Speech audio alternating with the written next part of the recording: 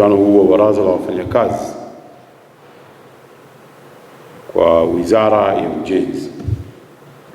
Aidha, nitoe shukrani zangu za dhati kwako mwenyekiti na wajumbe wote kwa kunipa heshima hii ya kuwa mgeni rasmi katika ufunguzi wa mkutano huu kwa mara nyingine, kwani nilipata fursa ya kufungua mkutano kama huu kwa jana uliofanyika mkoani Singida.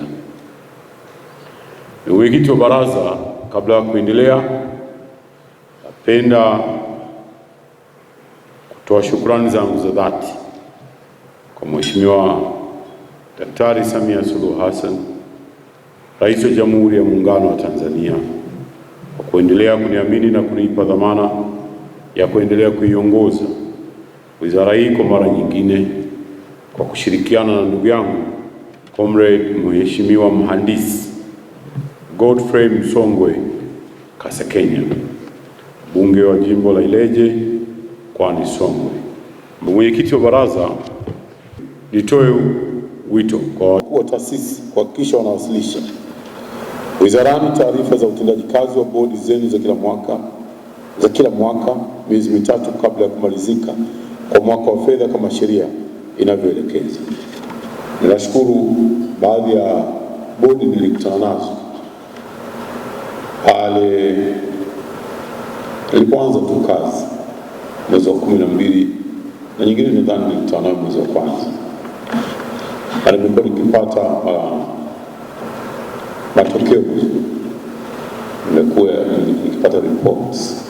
Kwa hivyo nishime wote mfanye hivi ili tupate kujua mambo yanayoendelea. Taarifa hizo ni muhimu kwani zinaniwezesha kufahamu uendeshaji na mwenendo wa bodi husika ili niweze kutoa maelekezo kwa kadri itakavyoonekana inafaa. Taasisi zilizopo katika utekelezaji wa mageuzi mbalimbali ziongeze kasi ya utekelezaji wa mageuzi hayo ili kufikia malengo yaliyokusudiwa. Mfano, wakala wa ufundi na umeme TEMESA, wakala wa majengo ya serikali, mfano wakala wa majengo Tanzania na TBA, na imeelekezwa kuandaa andiko la mpango wa biashara ili kuwezesha wakala kujiendesha kibiashara na kadhalika. Lakini vile TANROADS iongeze juhudi ya usimamizi na utekelezaji wa miradi ya miundombinu ya barabara na viwanja vya ndege ambavyo bado vipo chini ya usimamizi wa wizara yetu. Na jambo lingine ni taasisi zinazohusika na ukusanyaji wa maduhuli, mfano ERB, AQRB na CRB. Muongeze juhudi za kuongeza makusanyo na kudhibiti matumizi ili kuleta tija ya uwepo wa taasisi hizi. Namba 5 ni nafasi mlizonazo ni za uongozi. Hivyo ni wasihi kuzingatia maadili ya viongozi wa umma na miko mbalimbali, ikiwemo kutunza siri, kupiga vita rushwa na kuheshimu utawala wa sheria. Hili nimeliongea kwa kirefu hapo nilikomaliza. Ndugu wafanyakazi, nadhani wapongezeni sana, mnafanya kazi kubwa nzuri sana.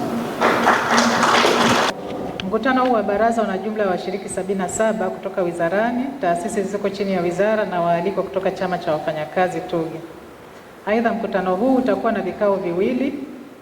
Kikao cha kwanza kinachofanyika leo ni mahususi kwa ajili ya wajumbe pamoja na mambo mengine kujadili tathmini ya utekelezaji wa bajeti ya wizara kwa mwaka wa fedha 2025/26, na kikao cha pili ambacho kitafanyika kesho tarehe 31 Machi ni mahususi kwa ajili ya wajumbe kujadili na kuridhia bajeti ya wizara kwa mwaka wa fedha 26/27 kabla ya kuwasilishwa na kusoma bungeni.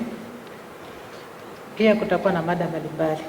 Mheshimiwa mgeni rasmi, sote tunafahamu kuwa bajeti ni nyenzo muhimu ambayo inatoa mwelekeo wa utekelezaji wa majukumu ya taasisi, ikiwa ni pamoja na suala la kuboresha maslahi ya watumishi na maendeleo ya watumishi.